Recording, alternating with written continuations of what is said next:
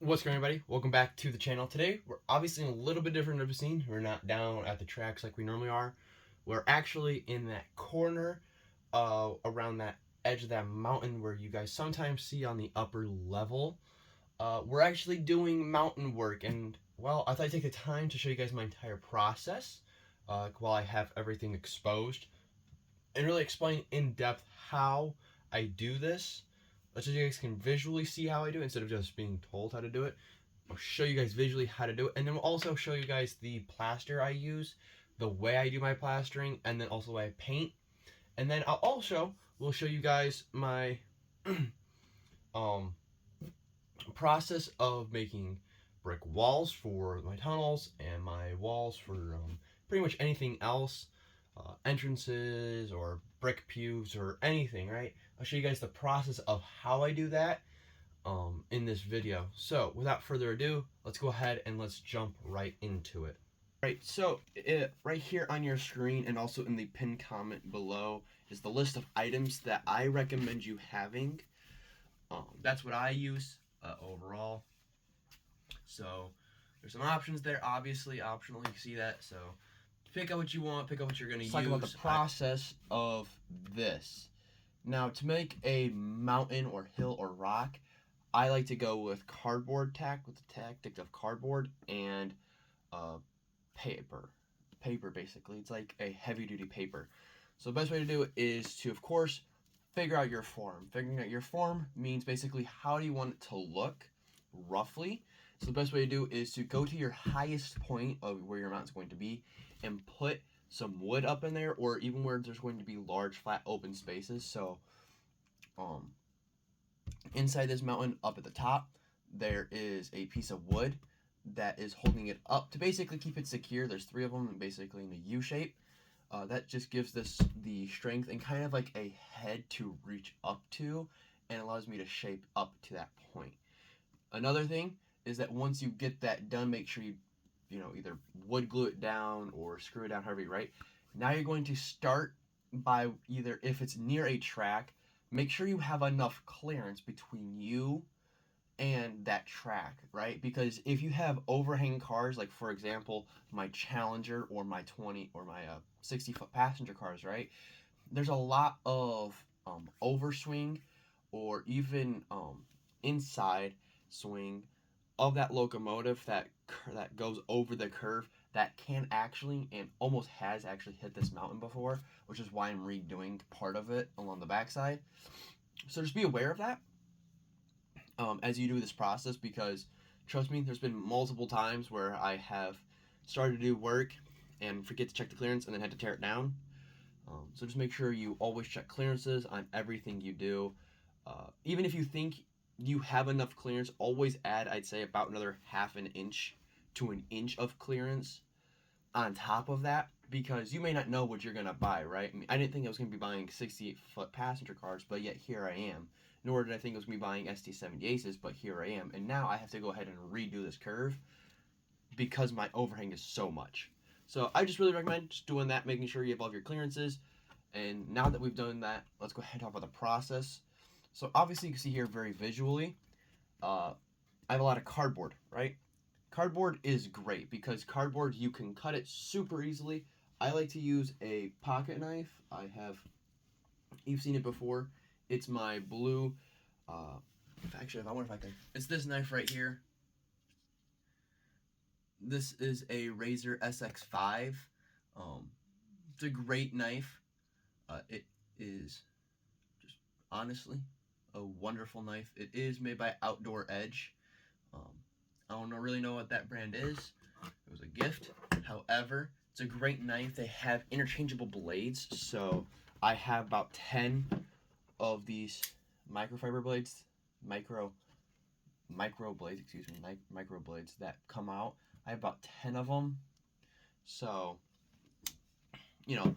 they're a great knife to use. I love cutting cardboard with them, mainly because they're super sharp and they're super easy to handle, and they're great. They're just great daily carry. I'm not sponsored by them at all, but so yeah, that's what you want to cut cardboard with. And cardboard is just great because you have a lot of it, especially during the holiday times, which is also known as train season, when we're buying stuff and stuff is coming in, we can use that cardboard to make our mountains. So I like to go ahead and cut cardboard into small strips, about 1 inch to 2 inch wide strips. And obviously right here I have a little pocket platform, so I'm going to be putting a little platform, possibly a tree or something right here. So we basically want to just make this look kind of hilly. I don't know, you can kind of mold it to however you like it. I kind of like it like this, but just take some hot glue and glue it to the edge. So we're going to go ahead and actually have to add a cross member right here to attach my paper to. So I'm just going to quickly grab my knife, which is right here, and I'm going to grab a piece of cardboard, so something small like that, right? And now that's obviously too large of a thing. I don't like it that wide, so I'm going to go ahead and I'm going to just set it down, slice it straight in half, and you can get kind of like a peeled layer, so you kind of have the inside internal structure of it. Just pretty much just rip that, right? And then you can basically just start using this however you want. I'm going to go over like that, so I'm just going to grab my hot glue gun, put a little bit of hot glue on it.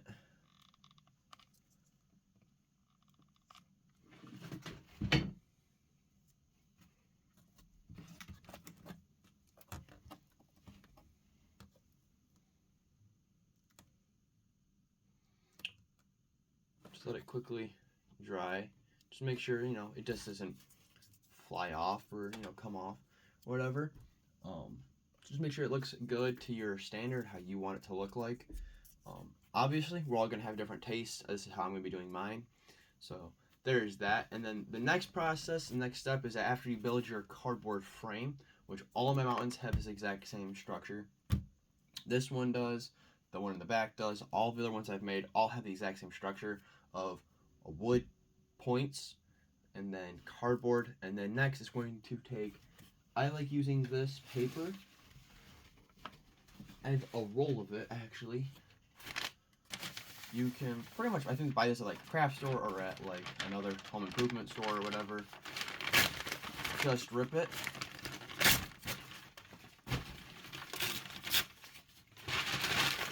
And then you have like this big fat sheet. Just gonna crumble it. And obviously we're not gonna stuff it, but we're going to undo it.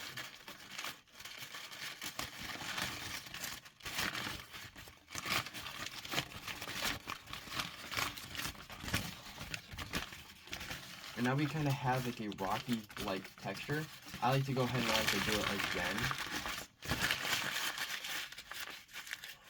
And really compress it down to get a really rough edge going. Get some rough edges going. Try not to rip it a whole lot. There we go.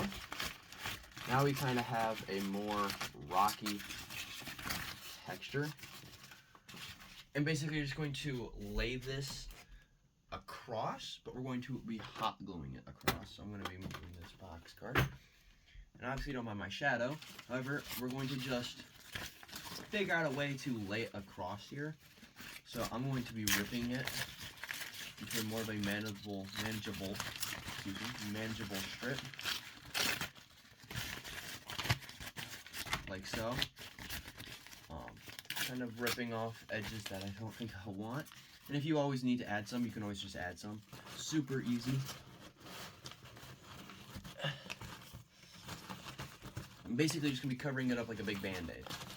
So the best way to describe it is that you have a skeleton, then you have the muscles, and then you have the skin, and then the paint is the clothing, right? So that's the best way to think about it. Kind of building skeleton, kind of building a human or an animal or whatever, right?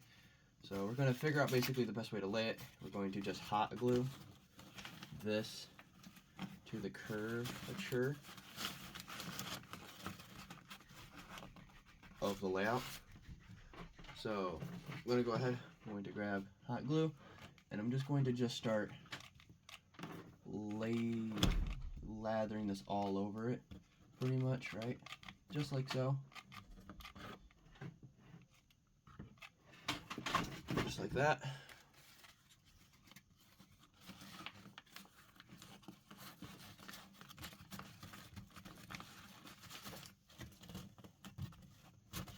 And it's okay if you have like little itty bitty gaps, like down here at the bottom have a gap, because we're gonna be covering that up in plaster. So, you know, just don't have to make it perfect, but just good enough. I'm gonna be putting something here in this little pocket. That's why I have this here. So we're basically gonna just keep layering. You only need to do one paper layer, because really the paper is just kind of there just to give a rough shape of what you're going to be building. So I'm going to go ahead and grab more glue sticks. Just going to grab a bunch. I'm just going to set them. Rails are great to put glue sticks in because they kind of are like little side supports for it. Drop the glue stick. I'm going to go ahead. I'm going to grab hot glue gun again. I'm basically just going to start just lathering this whole area in hot glue, pretty much just to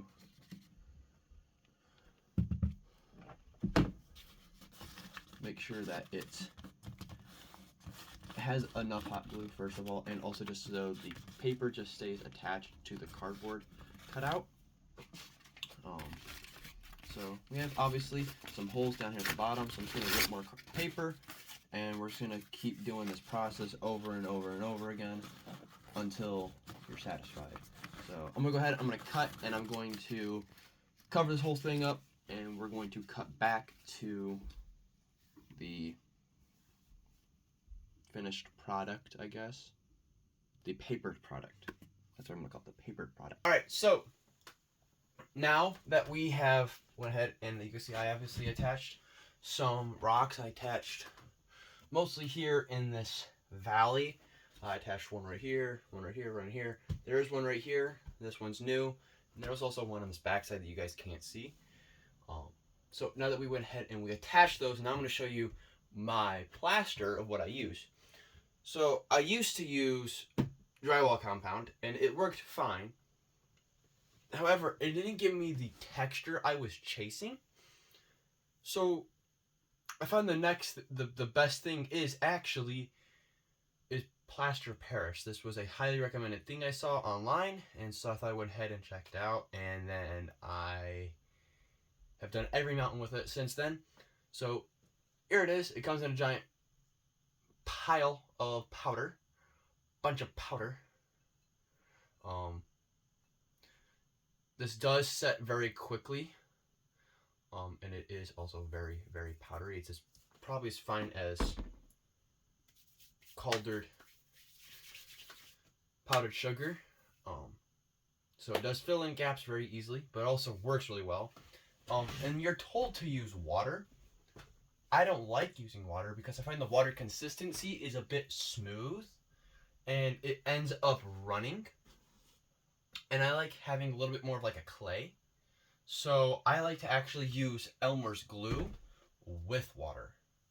So actually water with Elmer's glue. So I do mostly Elmer's glue, and then I actually create a black wash of paint and water to give it a little bit of color, just a little off-whiting, just so it's a little bit easier to paint.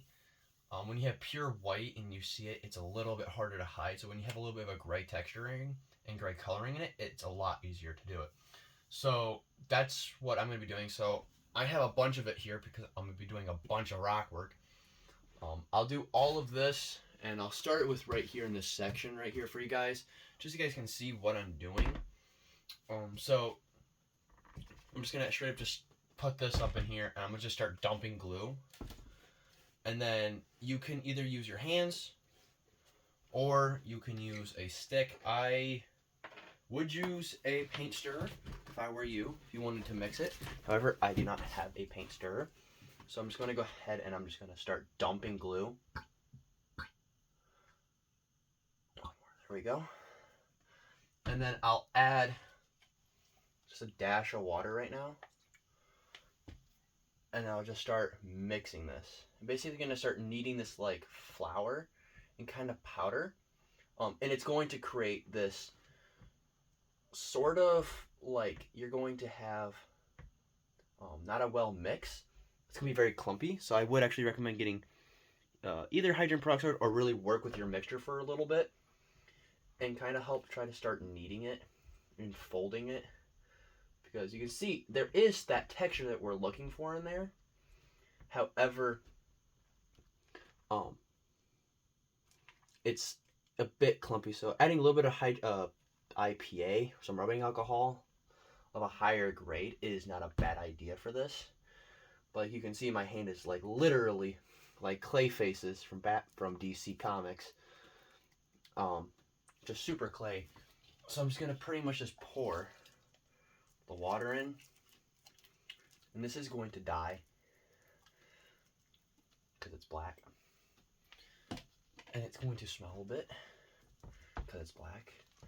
But I am going to mix.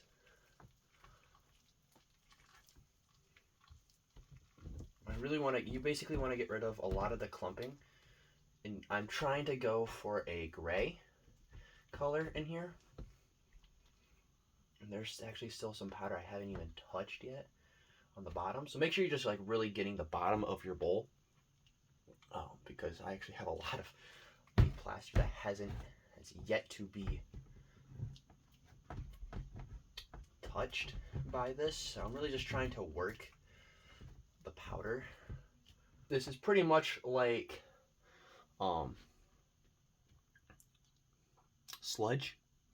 I think that's like the best way to put it. It's very sludgy, but this is the consistency I prefer of it, mainly because it sticks, but also it has a little bit of texture in it, so when it dries, it pockets, so it gives a little bit more of like a stony look. All right, so it's been about, I want to say, an hour and a half since I went ahead and put the plaster on. This is now pretty dry to the touch. It dries relatively fast. It isn't fully hardening until 24 hours. But you can paint this now and let this also start drying in the process so you can get more work done. I kind of like it a little bit wet, just so it's not completely dry, but like it's got that cool wetness, if that makes sense, to it. Mainly because it allows the paint to really absorb into this and allows watercolors to help bleed and help wash it, so it looks a little bit more earthy and helps blend colors together. As you can see already, I already did some practice highlights right here. So when you have it in this kind of a shade already, we're gonna go from dark to light. And so the best way to do it is, we already have our dark canvas done. We already have the bulk of our work done. Now what we have to do is make the dark and make all of the edges and stuff pop out a bit more, so you can see all of the detail easier, mainly because, like, yes, you can see all the details and it looks fine.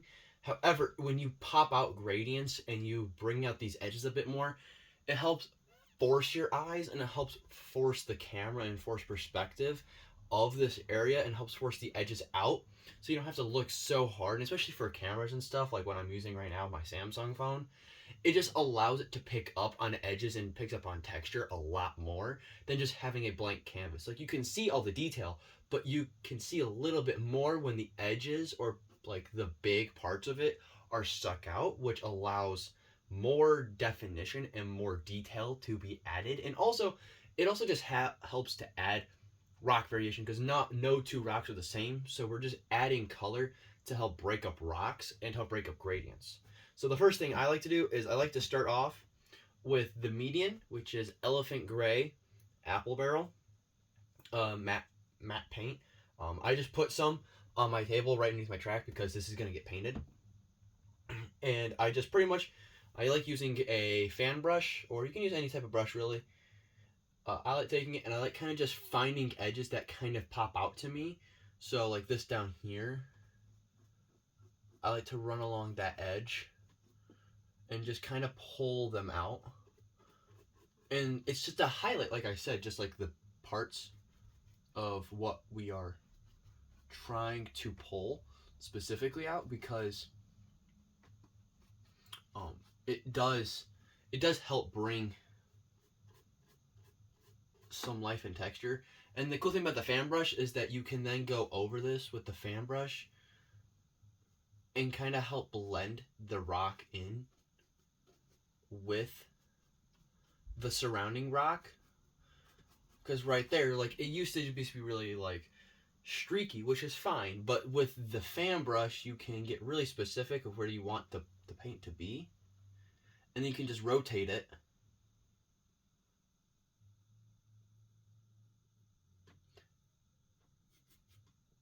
And then just fan the paint out. And it helps really pull out those edges that you want to show more. And it helps helps kind of like transition from that darker background to that lighter background. I don't know if that makes sense to people, but I'm really just trying to like use my own words of how I'm explaining this. So we've slowly started. Obviously, I'm gonna keep working at this. My rocks are not gonna look exactly like yours, and yours won't look like mine exactly. But this is pretty much the way I like to do all my rocks. It's just to really help pull out edges and to help pull out spots where you wouldn't normally see, because when you do it, like I said, it pulls your eyes, it drags your eyes to those spots to really help pull everything together. And so I like to go with obviously the darker grays, the main gray background, right? And then you want to do, I like to go kind of like decreasing the amount I do, because the lighter you go, the farther out in the backdrop, that makes sense, the farther out it goes out this way, the lighter you want to go. So I like to start with like a bulk of this, so really just get a lot of detail, a lot of the shapes, a lot of the lines, a lot of the um, excerpts with the darker of the lighter tones, and then you slowly start working your way all the way up to almost off-white. I like using off-white rather than pure white because it helps add a little bit of a gray tone. So it's not pure white. It's not like marble, but it's just white enough where it helps add some pop of white, but it also keeps that earthy rock tone. So we're gonna just keep going, and I'll cut to realistically when I have a lot of the bulk of this elephant gray done, and I'll pop over to when we use this granite.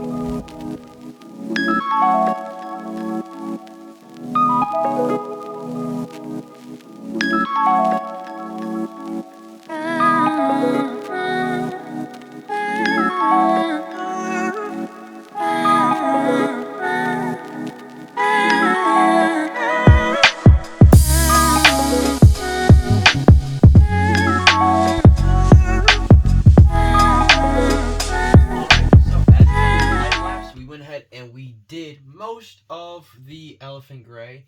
Obviously, you have this whole inside cavity, this whole mount right here we have to do still. But I'm going to do that by myself off camera at a different time. So you guys don't have to see me do that whole boring process, because you won't be able to see most of it. So now we're going to go ahead, basically, because we do so much work, by the time you go back to where you're going to start, it's already going to be dry. So we're going to go ahead and we're going to go with the next coat of paint, which is this right here. It's granite gray. Obviously, stuff is a lot darker, or I guess lighter sometimes, than what it is going to be. So we're going to go ahead. I'm just going to put some down on my tabletop, and I'm going to just start painting, essentially. Just going to start doing what I did last time. We're going to do the highlights, so I'm just going to dip my fan brush again in there, and I'm going to just start tapping. You don't want to do a whole lot, but we're going to start highlighting very small amount, it's a light amount, on each of the tips, pretty much. It's kind of a per case thing, so like it depends how much you want. I'm going to do quite a bit on this one because it's in the back corner. I really want this to pop of my layout. So we're going to go ahead and we're just going to basically pop, and you're going to then fan this out like we did last time. So I'm just trying to get a good decent amount of paint on these just like so.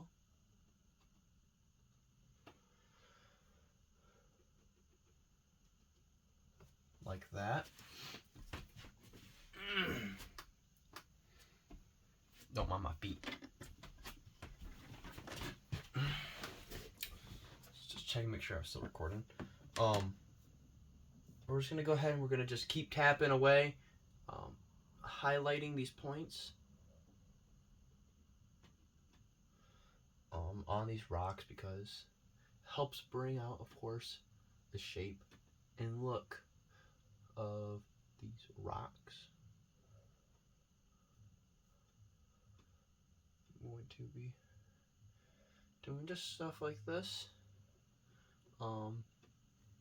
If people skip past this, they may not know, because they might be thinking I'm just painting, but I am actually going to spill some new upcoming things that are coming to the channel and ideas about this scene. So currently I'm thinking about, in this gap right here, I have a plan is to build a bridge across it, over the gap, because I think it'd look really cool to have a bridge going over, not a train bridge, but a people bridge, a little itty bitty bridge, a little wooden bridge, I guess. I feel like that would look really cool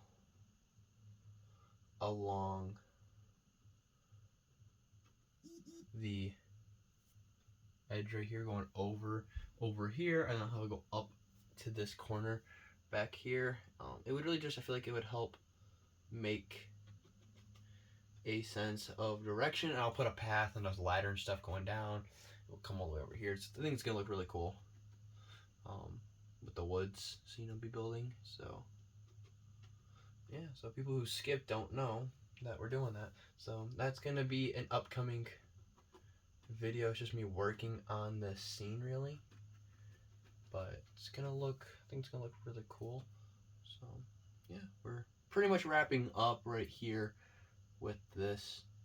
I'm probably gonna split this. I'm gonna split this video into two, so the brick will be a completely separate video, because this is taking quite a while. So I'm gonna go continuously just keep tapping away, add some little highlights in there, and this is just a very basic thing to do when you're doing rock, is to just make sure you're highlighting the very basic top points. So now that we kind of did that, you can see that the rock is looking a little bit more like a rock. However, we still have to apply, I feel like, the biggest step, which is a wet wash. And what a wet wash is, or washes, is taking of a paint. So I always do black, mainly because it's the best way to do this. But you take black paint, just a little bit, and you mix it with water, and you mix it up really, really, really well. And what you do is you apply it, and you basically just wipe the whole thing. You take a brush, and you just smother the whole thing in it. And then instead of letting it dry onto it, I actually take a piece of paper towel, and I dab most of it off. The reason why is because the wash helps break it down and helps spread all of the paint around. So all of the colors and all of, like, all the splotchiness that you might see is really actually going to get thinned out over a very large surface. And it's also going to help deepen some of the color just a little bit, just to help bring everything a little bit together. So let's go ahead. I'm going to go make up my wash. It's going to be a black, just a black wash with apple barrel jet black and water. And then we're going to go ahead and we're going to just coat this entire thing, and then grab a paper towel and just start literally just papering, just toweling it all up, basically soaking up all the moisture just to help remove it. And then after a couple minutes, we'll let it just simmer down and dry. This will also add water into your plaster, so just keep that in mind, that if you do this too early, the plaster might actually undo and it will become soft again, and you can actually wreck your brushes, which I have done, and it does suck. But after a couple minutes, after we apply the wash and remove it, we're going to go back through and we're going to start doing dry brushing, which is probably my favorite part, but also the most tedious. So let's go ahead and let's do that. All right, so now that we went ahead and we made our wash, and we just took some water. I believe this is called jet black. Yeah, jet black paint. Went ahead and just combined it into a cup, mostly water in it, but it is what it is. Went ahead and I grabbed paper towel, and we're gonna go ahead and we're just going to basically just take it, dip our brush, and just start letting it pour down the front of the rocks. You really want to douse this whole thing because you want all the colors to blend well. So I'm going to go ahead. I'm going to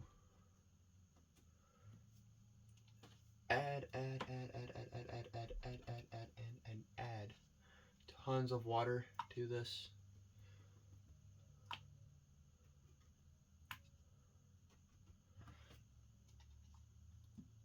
All right.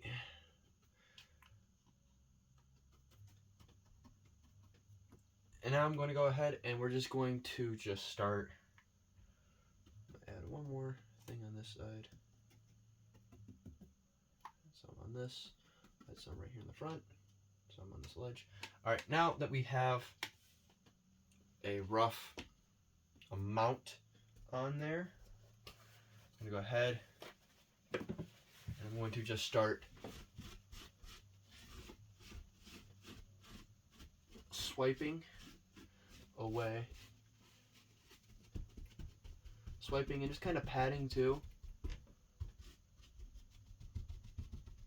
Away a lot of the paint, not paint, water. And this is going to help pull together some paint colors, but also help fill in some spots.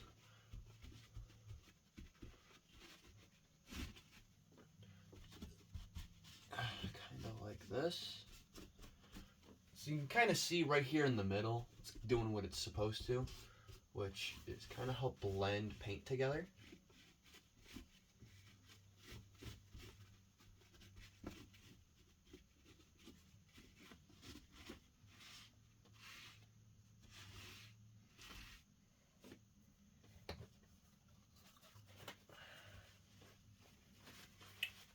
I'm gonna just basically just keep doing this.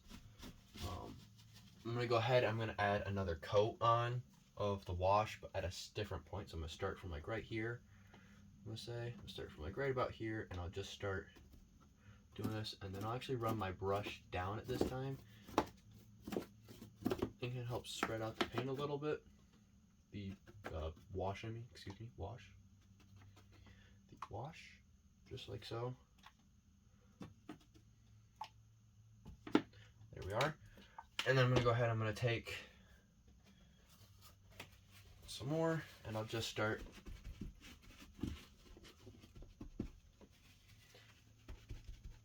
dapping it all up.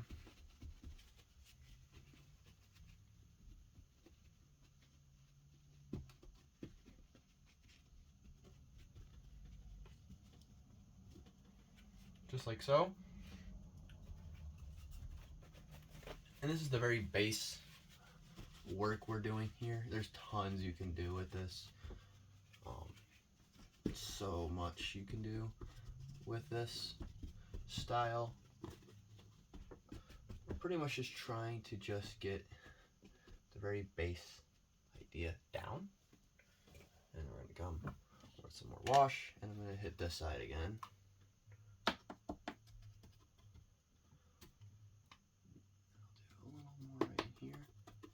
Just like so, and right there. All right, I'll set this cup back down, and I'll grab just a little bit more.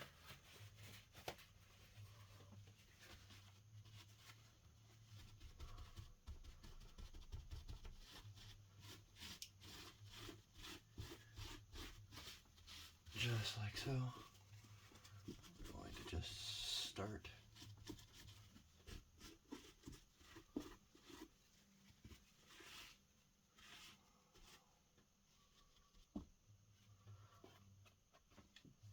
just like that. Now we have pretty much a mix and blend of our colors in here.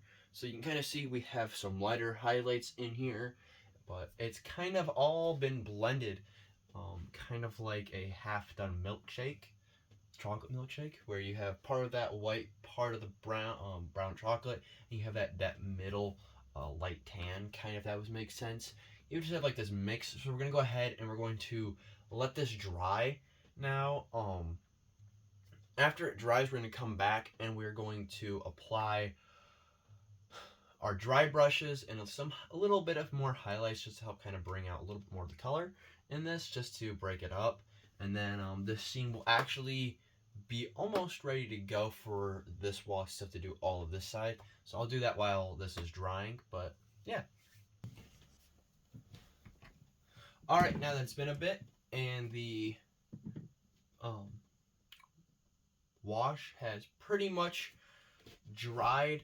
Just a little bit of puddling, a little bit in the pockets in here, a little bit in here, and not so much on top.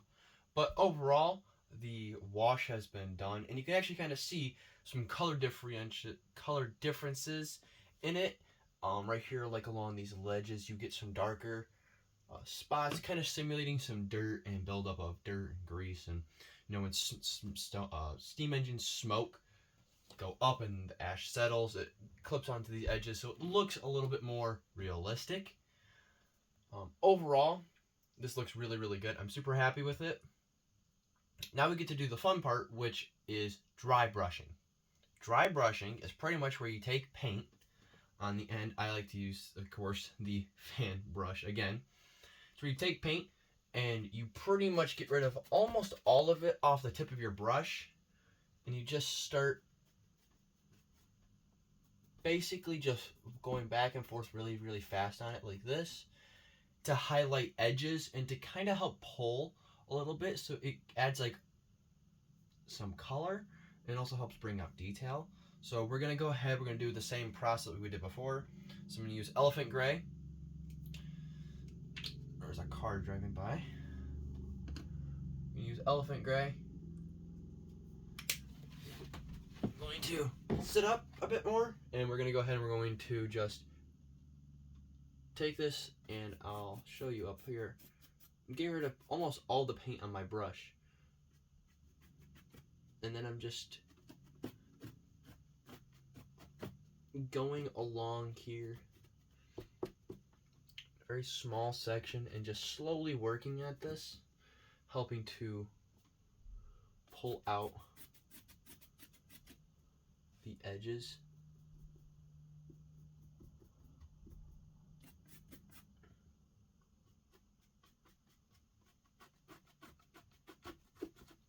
In here, it really helps just break it up. It helps allow some more color in here. Also helps break it up just so you can kind of see the detail of the rock on all of this. Overall, I think this looks good for the base coat of dry brushing. Now we're going to go ahead and we're going to step to the next one, which is pretty much the same thing, but we're not going to do as much. We're going to do a little bit less. So we're going to go ahead and I'll hop into a time lapse it, and then at the very end, I'll show you the finished product. Let's go.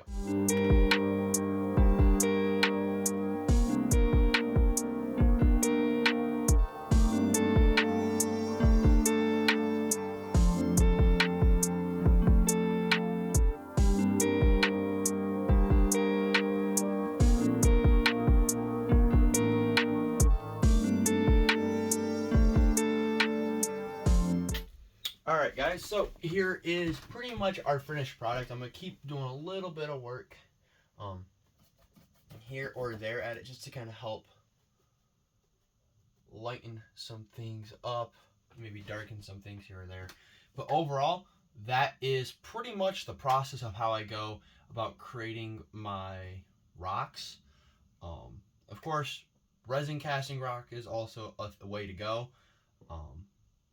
or I guess plaster casting, whatever you want to do it. Casting rocks is also another way to go. I like doing it this route because it allows me to freeform them and also allows the ability to kind of have shapes that aren't defined or repeatable. So overall, I think this looks great. Um, we're going to go ahead. I'm going to finish up this side, and then we'll take some shots of some freight cars in this spot. I do have some big plans, so stay tuned for that. For this area, those will be coming up later, much later. So with that being said, hope you guys enjoyed this video. Um, Please like, comment, and subscribe. This has been I've actually really enjoyed doing this. I needed to do this anyways, and so I thought I would show you guys how to do it. So I hope you guys do enjoy. Please like, comment, and subscribe. It helps the channel out so much. And like I said before, we're trying to reach 500 subscribers by the end of the year. So if you guys can give me to that, that'd be awesome. We're really trying to hit 1,000 subscribers by the end of 2026. So if we can do that and bash that goal, that'd be amazing. 1,000 subscribers by the end of this year, guys. Is that possible? I know it is. It's 100% possible. So yeah, hope you guys enjoyed. Let's go ahead and let's see some freight cars and some locomotives running through here. Let's go.